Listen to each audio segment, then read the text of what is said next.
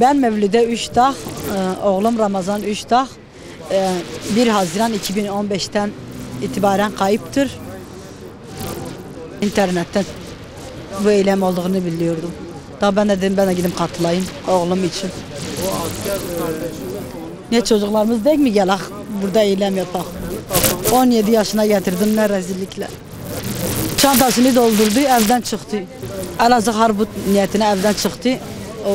O gidiş bu gidiş. Daha biz de 5 yıldır haber alamıyoruz. Onun bulunmasını istiyorum. 3 kere geldim bu HDP il binasına annemle birlikte. Dedi oğlunuza haberimiz yok dedi. Yani kaçırılmamış, eli ayağı kırılmamış. Ya vallahi. Ne gecem gecedir, ne gündüzüm gündüzdür. Başımı yastığa kuruyorum. Sanki dikenlerin üstündeyim. Ne olursun bana bir çare bulun, ne olursun. O 2. çocuğumdur. 5 çocuğum var. 3 oğlan 2 kız. Yani çocuğumu istiyorum, başka bir şey istemiyorum. Evladımı istiyorum. Allah kimseye ciğer acısı yaşatmasın, ne olursun. Hepimize bir çare bulun, ne olursun. Bu ateşe bir su serpin, ne olursun.